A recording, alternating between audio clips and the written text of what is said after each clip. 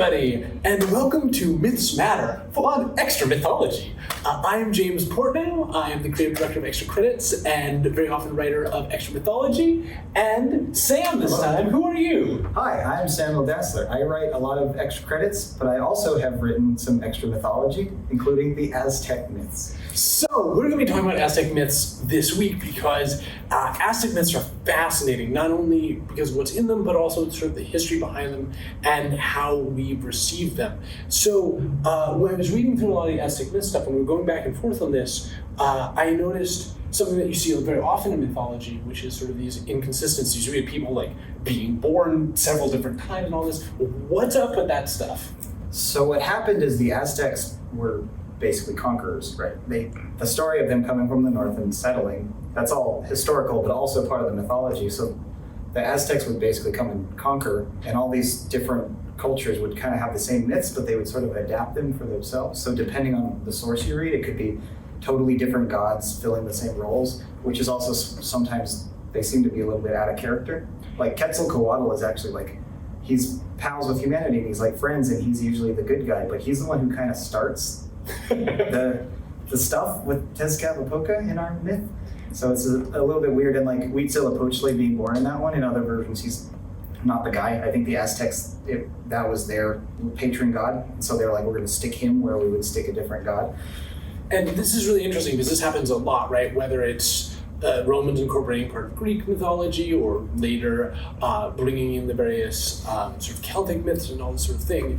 When you see in myth cycles, I mean, even in Egyptian myths where you have one culture that's sort of grabbing older myths and incorporating them into a whole new myth cycle, you get these weird inconsistencies. And it's really hard as a writer to put that together into something that feels coherent to all of you, because fundamentally, a lot of times our myth cycles aren't totally cohesive. What was some of the really interesting stuff that when you were researching this that you stumbled across? What was stuff that interests you that you want to share with everybody? One of the most interesting things I read about was reading about how the myths were transcribed. Because you touched on it in a previous Myth Matters, it's like sometimes the native sources get destroyed and stuff. That totally happened to the Aztecs. The Spaniards came in, conquered them completely. And so all of the written stuff we have of the myths was the Spanish friars that came in. And they weren't necessarily like writing down the essence of Aztec culture to preserve it. Their job was to basically catalog, like, well, we conquered New Spain, so what all do we have here? And like literally the Florentine Codex's original title is the Universal History of the Things in New Spain. And they also were Christian missionaries, right? So they were not sympathetic towards the polytheistic kind of stuff of the Aztecs. So there's, like in the Florentine Codex, which is the main codex that people tend to reference, half of the first book is here's all of their gods. And then once in a while he'll be like, this is all wrong. You know, they don't have Jesus. This is not good. And then the second half of the book is just like literally a manifesto of talking about why the Aztecs are wrong and the idolaters, and they need to stop and they need to accept Jesus. And it's interesting because also since that's one of our primary sources, and it's one of the things that has been passed down to us, you have to look at, in this source, some of the violence, it's uncertain whether the level of sort of violence in these tales is completely true to the original Aztec myths, or if it was sort of kicked up a notch. I mean, it's definitely there, it's definitely part of the culture, but whether or not it was kicked up a notch by some of the sort of monastic authors and priestly authors who are essentially also kind of writing propaganda back to Europe to say, hey, look, it's totally good we conquered these people, we're bringing civilization. Which leads me to the question, I mean, talking about civilization, let's talk about Tenochtitlan, because I've heard it pronounced so many different ways. Tenochtitlan, I've heard it pronounced a ton of ways. I'm butchering it, I'm sure I'm butchering it, but the city was very cool. So tell us about this city, because our whole second myth was about founding the city, and dude chucks a heart out in the middle of the lake. It lands on an island. How do they build this giant city on a tiny island? So Tenochtitlan is crazy because this is like one of the most amazing engineering feats that I've ever read about.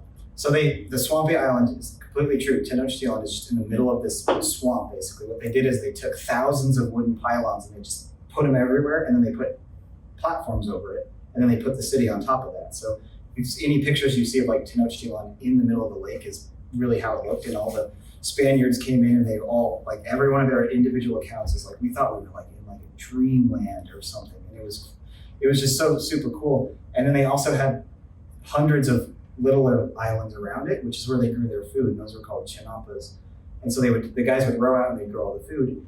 And then they also had aqueducts, which is the mark of a truly advanced engineering society. And big aqueducts, 2 of them running parallel to bring water in the city. So one of them could be repaired while the other one was delivering water. Brilliant. Yeah.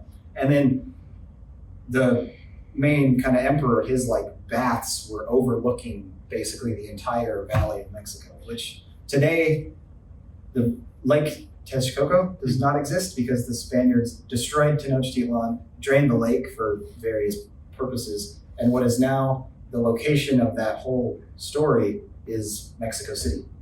And why build in the middle of the lake? Was it for defensive purposes? Was it really just part of like sort of the ritual cycle, the myth cycle of this culture? I think it had to do with both, because it was pretty defensible, because really the only way you could reach it without a boat was the causeways, which are very easy to pick off with archers. So lastly, let's touch on this concept of human sacrifice, because it is definitely part of these myths, and it was probably very much played up by the priests and the conquistadors and all these people coming in trying to justify taking over and basically tearing apart the civilization. That said, it is in there, and so how much of a part did the human sacrifice, how big of a part of the culture was it? Is it as predominant as we often think about it when we talk about Aztecs and when in pop culture we reference Aztecs, or what role did it play in that society?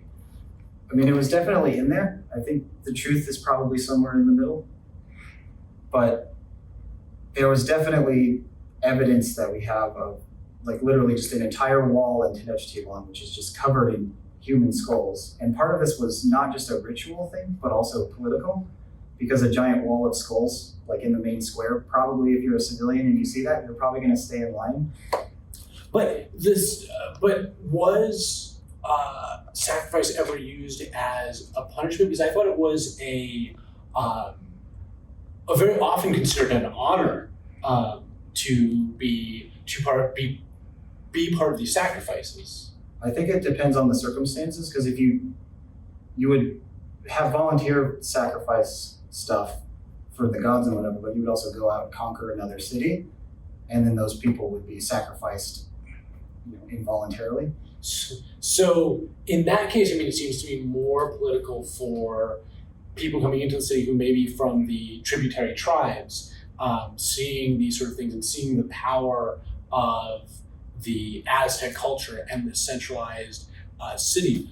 But that gets me actually to one last thing. I know I said the previous one was last thing, but tell me a little about the political structure of Aztec life. Were they sort of a kingdom in the way that we often think about it? Were they more like a republic like Rome? What were they like? This is actually a really good thing to touch on, because a lot of people maybe don't know that the Aztec Empire was actually a triple alliance. So Tenochtitlan was sort of the main member, but there were 2 other cities, which I'm not going to try to pronounce. And they were the ones who really were the start of the Aztecs. They were the triple alliance, then spread out, and they conquered most, but not all, of central Mexico. Mm-hmm. So one of the places they didn't conquer, if you look at a map, there's a nice little hole there. Those are the people that Cortez went to with his 600 men to try to get them to join their cause to defeat the Aztecs. So it wasn't just Spaniards with amazing technology. They had sword and shield mostly. It was also they got the enemies of the Aztecs who they hadn't yet conquered, because the Aztec Empire only lasted about 200 years. And they used them as allies to also help defeat the Aztecs. Oh man, there's so much more to talk about in terms of the fact that this empire lasted 200 years, but that there were cultures that came before it, that they draw myths in from, and all these things. But I know we have to go. I know we're running out of time. So I just want to say, join us next time. We are going to be talking about some mythology from the Old Testament, which should be fascinating, specifically Samson and Delilah.